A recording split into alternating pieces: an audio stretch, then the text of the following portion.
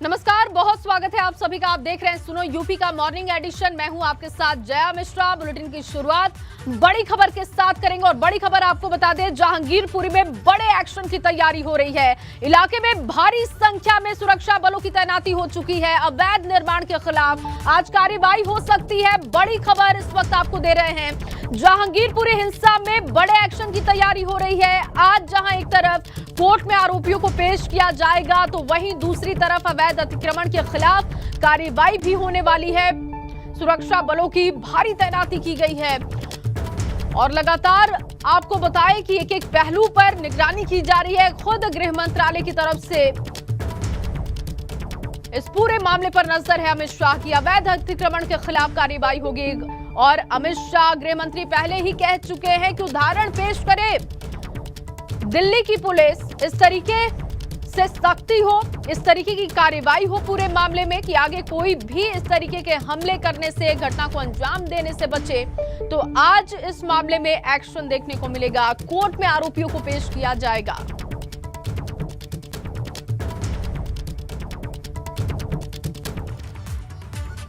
तो देखिए, अब आपको कुछ जानकारी भी दे देते हैं।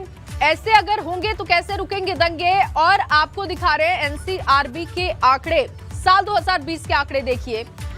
अपराध जो है वो देखिए, दंगा 29.5% सजा की जो दर है। अपहरण की अगर हम बात करते हैं 36% ये दर है। रेप की बात करते हैं 39% ये दर है, जबकि हत्या की बात कर ली जाए तो 44% ये दर है। एनसीआरबी के ये आंकड़े हम आपको बता रहे हैं। और इसके साथ ही सवाल ये भी है कि ऐसे कैसे रुकेंगे दंगे। सजा की दर आप देख सकते हैं, क्या क्राइम रहा है उसकी जानकारी भी हम आपको दे रहे हैं और सजा की दर उसके लिहाज से कितनी है। अविनाश मेरे सहयोगी लगातार जो इस खबर पर नजर बनाए हुए हैं, एक एक अपडेट हम तक पहुंचा रहे हैं, वो जुड़ चुके हैं लाइव इस वक्त। अविनाश, क्या कुछ आज एक्शन इस पूरे मामले में देखने को मिलेगा? विस्तार से जानकारी दर्शकों को दीजिएगा। जी देखिए जया, अगर बात करें तो सबसे पहले एक जानकारी दे दूं कि एमसीडी ने आज जहांगीरपुर की जितने भी इलाके हैं वहां पे अवैध निर्माण को हटाने के लिए दिल्ली पुलिस से रिक्वेस्ट की थी और 400 अतिरिक्त पुलिस बलों की डिमांड की थी। जहांगीरपुर के पूरे इलाके में ये एमसीडी की कार्रवाई होगी, किसी एक पर्टिकुलर एरिया में नहीं होगी। तमाम सारे जो एरिया हैं जहाँ पे अवैध तरीके से निर्माण किया गया है, चाहे वो फुटपाथ पे इंक्रोचमेंट हो या फिर जो तमाम सारी सरकारी जमीनें वहाँ पे इंक्रोचमेंट हो, तो इसको लेकर के आज और कल 2 दिनों का मुहिम चलाएगी एमसीडी और जितने भी अवैध निर्माण है उनको हटाने का काम करेगी, उनको जब्त करने का काम करेगी। इसके अलावा अगर बात करें तो जिस तरीके से जो 16 तारीख को दंगा हुआ था, उसके बाद दिल्ली पुलिस लगातार उसमें जितने भी वीडियो सामने आ रहे हैं उसकी जांच कर रही है और जितने भी आरोपियों की शिनाख्त हो रही है उनकी धरपकड़ तेज कर रही है। अभी तक 23 आरोपियों को गिरफ्तार किया गया है, जिनमें से 3 नाबालिग हैं। बाकी जो 20 लोग हैं उनकी गिरफ्तारी दिखाई गई है। 3 नाबालिग हैं जो कि, इसलिए उनकी गिरफ्तारी नहीं दिखाई जाती है, वो जुवेनाइल एक्ट के तहत ऐसा नहीं किया जाता है। बाकी जितने लोग हैं उनसे पूछताछ की जा रही है। वीडियो और भी जो सामने निकल के आ रहे हैं उसकी सत्यता और प्रामाणिकता की जांच की जा रही है। लगातार अभी भी फोर्सेस डिप्लॉयमेंट है जहांगीरपुर में, जहां पे दंगा हुआ था। लगातार जो फोर्सेस है वो फ्लैग मार्च कर रही है, जिससे कि शांति व्यवस्था कायम रहे। जब क्राइम ब्रांच की टीम परसों गई थी तो एक छिटपुट घटना देखने को मिली थी, जब पत्थरबाजी हो गई थी। उसके बाद पूरी तरीके से मामला अभी भी शांतिपूर्ण तरीके से है। कल गृह मंत्रालय ने निर्देश दिया था कि जो 5 लोग हैं जिनकी संलिप्तता सबसे ज्यादा पाई गई है और जिन्होंने एक तरीके से अगर कहें दंगा भड़काने की कोशिश की गई थी, तो उनके खिलाफ रासुका लगा दिया गया, यानी कि एनएसए लगा दिया गया, जिसमें अंसार शामिल है, सलीम शामिल है, सोनू चिकना शामिल है। तो तमाम सारे लोग हैं जिनके खिलाफ एनएसए लगाया गया है। और आज अगर बात करें तो रोहिणी कोर्ट में भी आरोपियों को पेश किया जाएगा। उनकी रिमांड आगे पुलिस मांगेगी, जिससे कि आगे की उससे पूछताछ की जा सके। अभी भी स्थिति वहां पे शांतिपूर्ण है, लेकिन पैरामिलिट्री फोर्सेस 5 आरोपियों की रिमांड आज खत्म हो रही है। देखिए अगर बात करें तो 5 आरोपियों में से एक आरोपी है जिनको अगर बात करें तो दिल्ली पुलिस की कस्टडी में है, उसकी रिमांड खत्म हो रही है, तो उसकी रिमांड मांगने की कोशिश की जाएगी। बाकी जो और लोग हैं वो पहले से 14 दिन की जुडिशियल कस्टडी में है, उनको 14 दिन की जुडिशियल कस्टडी दी गई है, तो वो पहले से ही जेल में है और पहले से उनकी कस्टडी 14 दिनों के लिए बढ़ाई गई है। तो लिहाजा अभी उनकी कस्टडी नहीं खत्म हो रही है। उनकी 14 दिनों के बसे अगर बात करें तो 4-5 दिन बीत चुके हैं। अगले 10-11 दिन के बाद उनकी कस्टडी खत्म होगी और फिर उसके बाद उनकी कस्टडी आगे दिल्ली पुलिस लेगी। तो आज और भी तमाम सारे ऐसे लोग हैं जो सोनू चिकना खासतौर से बात के उसकी गिरफ्तारी हुई है और 2 अन्य आरोपी हैं उनकी भी गिरफ्तारी है। तो इन तमाम सारे लोगों को आज रोहिणी कोर्ट में पेश किया जाएगा और आगे की रिमांड मांगी जाएगी। फिर कोर्ट देखते हैं कि रिमांड देती है पुलिस को या फिर जुडिशियल कस्टडी में भेजती है। बाकी और भी जो तमाम सारे वीडियो निकल के आ रहे हैं उसकी शिनाख्त की जा रही है, उसकी जाँच की जा रही है, उसकी प्रामाणिकता जांची जा रही है और जितने भी लोग उसमें पहचान में आ रहे हैं उनकी गिरफ्तारी के काम दिल्ली पुलिस लगातार कर रही है। दिल्ली पुलिस की जो क्राइम ब्रांच की टीम है वो अविनाश आप बने रहिए हमारे साथ। रोकूंगी मैं आपको बीच में क्योंकि तस्वीरें सामने आ चुकी हैं और ये देखिए ताजा तस्वीरें आपको दिखा रहे हैं। देखिए पुलिस फोर्स की किस तरीके से वहां पर तैनाती की गई है, अवैध अतिक्रमण को हटाने का काम किया जा रहा है और कार्रवाई शुरू हो चुकी है। देखिए ये ताजा तस्वीरें जहांगीरपुरी से हनुमान जयंती के मौके पर जो हिंसा हुई, जो घटना घटी, उसके बाद से लगातार एक के बाद एक एक्शन हो रहे हैं और अब अवैध निर्माण के खिलाफ कार्रवाई शुरू हो चुकी है। अविनाश लगातार हमारे साथ बने हुए। अविनाश, अवैध निर्माण को हटाने का काम शुरू कर दिया गया है, क्या इसके लिए पहले से कोई लिस्टिंग की गई है या ये जो कार्रवाई, जैसा कि आप पहले भी बता रहे थे कि जहां पर भी अवैध निर्माण की जानकारी है वहां पर ये कार्रवाई हो रही है, या किसी को चिन्हित किया गया है कि यहां पर बुलडोजर चलेगा, यहां पर अवैध निर्माण को ध्वस्त करना है, क्या कोई लिस्टिंग की गई है इसके लिए?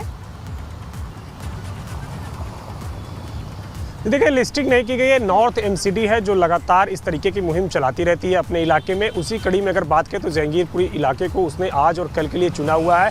जितने भी जहांगीरपुर इलाके में जहां जहां पे भी अवैध निर्माण है उसने चेतावनी दे रखी है पहले से ही तमाम सारे लोगों को कि जो लोग अवैध निर्माण कर रखे हैं या जो लोग अवैध इंक्रोचमेंट कर रखे हैं, जैसे फुटपाथ में कई लोग अपनी दुकान लगा लेते हैं, कई लोग फुटपाथ पर अपनी दुकान सजा लेते हैं, तो ऐसे तमाम सारे लोगों को पहले से चेतावनी जारी करके रखी गई है कि अगर वो अपने इंक्रोचमेंट को, अपने अवैध निर्माण को स्वयं नहीं हटाते हैं तो एमसीडी उनके खिलाफ कार्रवाई करेगी। उसी कड़ी में आज और कल एमसीडी का 2 दिनों का अभियान है कि सड़कों पे अगर कोई अपना सामान रख दे रहा है, सड़कों पे कोई इंक्रोचमेंट कर ले रहा है, सड़कों पे कोई अपनी दुकान सजा ले रहा है, तो ऐसे तमाम सारे लोगों के खिलाफ एमसीडी और आज और कल कार्रवाई करने वाली है। ये पहले से तय था और एमसीडी लगातार तमाम सारे लोगों को पहले से भी चेतावनी दे रही थी कि अपने अपने जो इंक्रोचमेंट है उसको हटा लीजिए, अन्यथा एमसीडी कार्रवाई करेगी। इसी कड़ी में कल उसने दिल्ली पुलिस को खत लिख के जो अतिरिक्त फोर्स है उसकी डिमांड की है ताकि इस तरीके के इंक्रोचमेंट को हटाया जा सके। जहांगीरपुरी के सारे इलाके में अगर बात करें तो एमसीडी की एक कार्रवाई होगी, किसी एक पर्टिकुलर एरिया में नहीं होगी। क्योंकि जहां दंगा हुआ है वो सी ब्लॉक है, सी ब्लॉक की 2 गलियों में ये दंगा हुआ था, वहां पे अतिरिक्त पैरामिलिट्री फोर्सेस जरूर तैनात है, लेकिन इसके अलावा पूरे जहांगीरपुरी में एमसीडी की एक कार्रवाई होगी।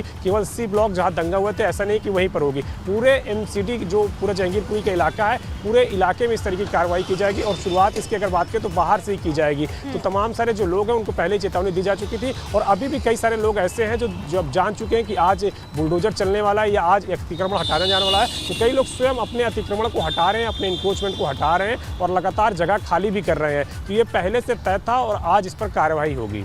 जी, और अविनाश, जिस तरीके से लगातार हम एक एक तस्वीर दिखा रहे हैं, आगे भी आपसे अपडेट लेते रहेंगे। फिलहाल के लिए आपका शुक्रिया, लेकिन आप बने रहिए, आगे भी आपसे जानकारी लेंगे। और अब बात गोरखनाथ मंदिर के बाहर सुरक्षा बलों पर हमले के आरोपी मुर्तजा अब्बासी की कर लेते हैं, जिसका आज ऑपरेशन होने वाला है। हमले के दौरान मुर्तजा के बाएं हाथ में फ्रैक्चर हुआ था, जिसके चलते आज उसका जिला अस्पताल में ऑपरेशन होना है। आपको ये भी बता दें साथ में कि कल कड़ी सुरक्षा के बीच एटीएस मुर्तजा को जिला अस्पताल लेकर पहुंची थी, जहां उसका ब्लड टेस्ट और कई तरीके की जांच भी करवाई गई है। साथ ही मुर्तजा के हाथ का एक्सरे हुआ है और इसके बाद मुर्तजा को हाई सिक्योरिटी के साथ जिला अस्पताल की प्राइवेट वार्ड के कमरा नंबर 8 में भर्ती करा दिया गया था। तो आज ऑपरेशन मुर्तजा का होने वाला है। जिस दिन उसने सुरक्षा बलों पर हमला किया था उसी दिन उसके हाथ में फ्रैक्चर हुआ था। तस्वीरें देखिए, आप देख पा रहे हैं। और कल एटीएस की टीम मुर्तजा को अस्पताल लेकर पहुंची थी। आज ऑपरेशन उसका होगा। प्राइवेट वार्ड के कमरा नंबर 8 में वो भर्ती है। प्राइवेट वार्ड में उसको दाखिल करवाया गया है और आज उसका ऑपरेशन होने वाला है। और चलिए अब बात करते हैं परिवर्तन के 3 मंत्र की, क्योंकि सीएम योगी आज एक दिन में 3 विभागों का मास्टर प्लान देखने वाले हैं। इन तीनों सेक्टर में क्या शामिल है ये भी आपको बता देते हैं। ग्राम विकास, पर्यटन एवं संस्कृति और एजुकेशन सेक्टर है। आपको ये भी बता दें कि आज सुबह 11:30 बजे से लेकर दोपहर 2 बजे तक ग्राम विकास से जुड़ा प्रेजेंटेशन होने वाला है, जिसमें गांव के डेवलपमेंट का रोड मैप सीएम के सामने पेश किया जाएगा। इसके अलावा पर्यटन और संस्कृति से जुड़े सेक्टर पर भी प्रेजेंटेशन होगा। तो वहीं शाम 5:30 बजे से रात 8 बजे तक एजुकेशन सेक्टर पर फोकस होगा और इससे जुड़े हुए जो विभाग हैं, फ्यूचर प्लानिंग उनकी क्या है वो सीएम के सामने बताएंगे प्रेजेंटेशन देकर। तो आज कौन कौन से विभागों का नंबर है उसकी जानकारी हम आपको दे रहे हैं। देखिए, गांव के विकास का रोड मैप क्या होगा उसकी जानकारी ग्राम विकास विभाग की तरफ से दी जाएगी। इसके अलावा पर्यटन और संस्कृति पर फोकस होगा और शिक्षा व्यवस्था की प्लानिंग भी आज सीएम के सामने अधिकारी रखेंगे।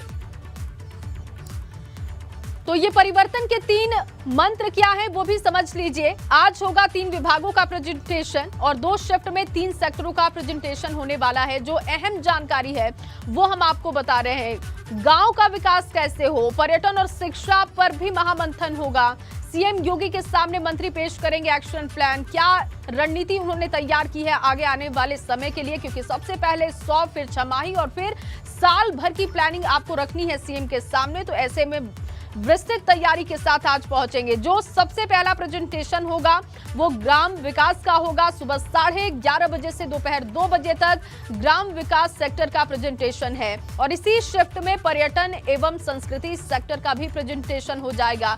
शाम 5:30 बजे से रात 8 बजे की अगर हम बात करें तो एजुकेशन सेक्टर का प्रेजेंटेशन होने वाला है। देखिए, लंबा समय है, 5:30 बजे से लेकर रात 8 बजे तक एजुकेशन सेक्टर से जो जुड़े हुए विभाग हैं वो प्रेजेंटेशन देंगे। वो सीएम के सामने बताएंगे कि आखिर उनकी पूरी प्लानिंग क्या है, क्या रोड मैप उन्होंने आखिर तैयार किया है। मेरे सहयोगी शैलेश इस वक्त लखनऊ से जुड़ चुके हैं ज्यादा जानकारी के साथ। शैलेश, क्योंकि लगातार हम देख रहे हैं कि एक के बाद एक विभागों का नंबर आ रहा है, वो प्रेजेंटेशन दे रहे हैं, वो बता रहे हैं कि आगे के लिए क्या उनकी फ्यूचर प्लानिंग है।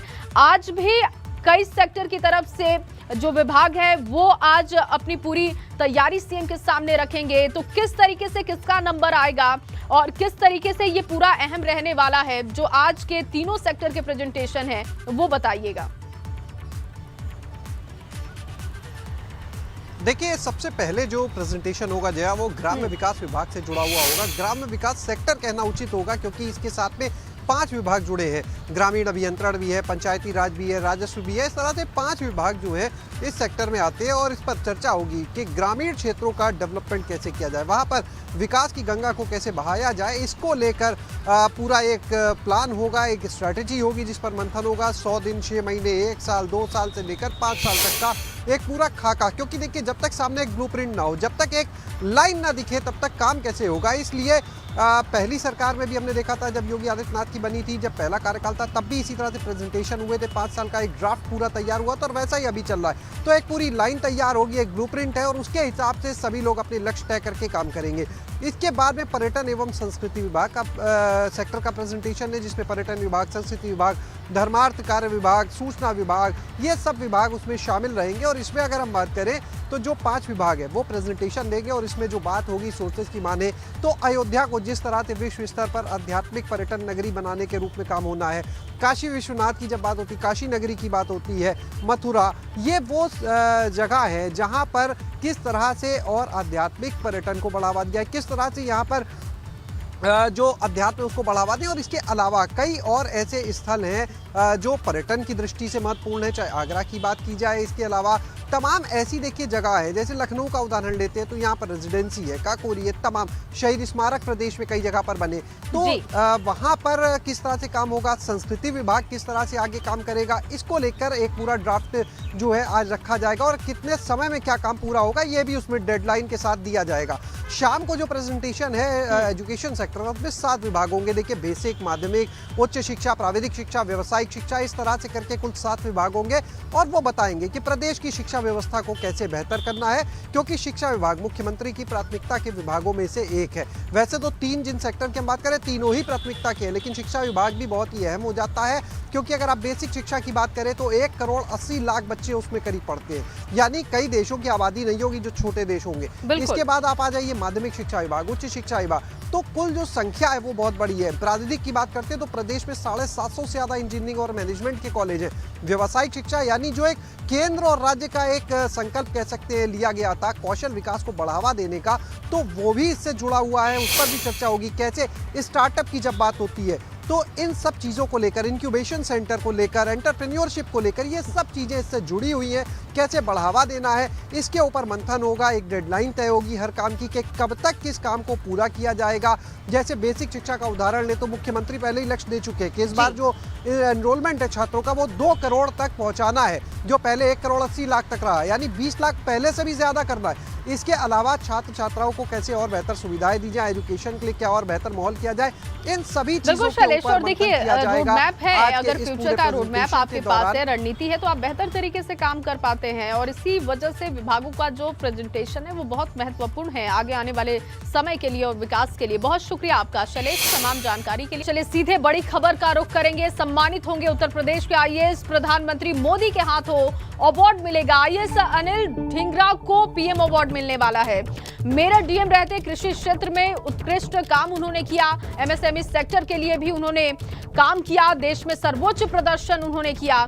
और आईएएस दीपक मीणा को भी पीएम अवार्ड मिलेगा। सिद्धार्थनगर डीएम रहते हुए काला नमक की खेती को लेकर उन्होंने बढ़ावा दिया।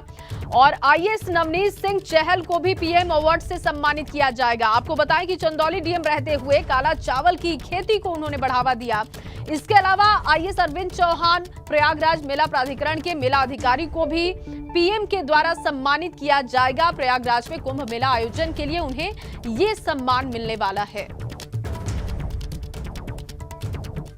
और अब खबर लखनऊ से है, जहां लखनऊ गुडम्बा क्षेत्र में महिलाओं का हंगामा दिखाई दिया। यहां गायत्री शक्तिपीठ कुर्सी रोड के पास हंगामे की वजह से भारी भीड़ हो गई, मारपीट होने लगी। बाद में मौके पर पुलिस पहुंची और मामले को शांत करवाया गया। असल में सब्जी खरीदने को लेकर यहां पर विवाद शुरू हो गया, जिसके बाद बवाल मारपीट में तब्दील हो गई और कई लोगों को चोटें आई हैं। देखिए तस्वीरें आपको दिखा रहे हैं महिलाओं का किस तरीके से हंगामा हुआ। सब्जी खरीदने को लेकर कुछ विवाद हुआ था, ये बताया जा रहा है। और उसके बाद देखिए कैसे एक दूसरे को पीटा गया। देखिए तस्वीरें हम आपको दिखा रहे हैं। हालांकि पुलिस की टीम वहां पर पहुंची और मामले को शांत करवाया गया। और अब खबर बागपत से है, जहां बागपत सांसद डॉक्टर सत्यपाल सिंह ने सुनी रेल यात्रियों की समस्याएं। शामली से दिल्ली जाने वाली ट्रेन में यात्रियों के संग वो सवार हुए और ट्रेन के प्रत्येक डब्बे में यात्रियों के संग उन्होंने सफर किया। सफर के दौरान बागपत सांसद डॉक्टर सत्यपाल सिंह ने यात्रियों की समस्याएं सुनी। ट्रेनों के संचालन, टिकट व्यवस्था, शौचालय समेत कई समस्याओं को यात्रियों ने सामने रखा। बड़ौद रेलवे स्टेशन से खेखड़ा रेलवे स्टेशन तक उन्होंने ट्रेन में सफर किया। इस दौरान यात्रियों से उन्होंने मुलाकात की और क्या है परेशानी, उन्हें किस तरीके से रेलवे में दिक्कतें उन्हें हो रही है और कैसे ये बेहतर किए जा सकते हैं, समस्याओं का निस्तारण कैसे हो सकता है, उसको लेकर उन्होंने चर्चा की। ट्रेन के अंदर भीड़ बढ़ती जा रही है। लोगों को भी सबसे बड़ी समस्या ये है कि ट्रेन कम है, भीड़ बहुत ज़्यादा है। और जैसे जैसे बैठा पहुँचते हैं टिकट के बाद लोग जैसे सीटों के बीच में जब वहाँ पर बैठने लगते हैं, खड़े होकर चलने लगते हैं। टॉयलेट में लोग खड़े होकर के चलते हैं। एक ही टॉयलेट ट्रेन के अंदर है, उसमें भी इतना गंदा को साफ करने वाला नहीं है। उसके बाद ये जो ट्रेन है दिल्ली में टाइम पर पहुँचती नहीं है, लगभग 10:30 के आसपास पहुँचती है। उनके ज़्यादातर जो सरकारी कार्यालय में नौकरी करने जाते हैं और टाइम पर पहुंच नहीं पाते हैं। ठीक इसी तरह से जब वापसी का जो समय होता है दिल्ली से 6 बजे और 8 बजे ट्रेन है, 7 बजे की ट्रेन होना चाहिए, अपने जो कार्यालय खत्म करके लोग अपने घर पर वापस आ सके। तीसरी बात यह है कि जो ट्रेन पहले चलती थी, ट्रेन जो है काफ़ी कम हो गई है कोरोना के कारण, और ट्रेन बढ़नी चाहिए। कुछ लोगों का कहना यह है कि ट्रेन में जो है जो डबल डेकर वाली बस जो ट्रेन अगर वो चलाई जाए तो उससे अच्छा रहेगा, भीड़ जो है थोड़ा कम होगी। ट्रेन की फ्रीक्वेंसी बढ़ाई जाए, ट्रेन के अंदर डिब्बे बढ़वाए जाए, ट्रेन के अंदर टॉयलेट फैसिलिटी दिलवाई जाए। हमारे साथ सांसद डॉक्टर सतपाल सिंह जिन्होंने रेल की समस्याओं के बारे में क्या दिक्कत आ रही है, यात्रियों से के बारे में बताया।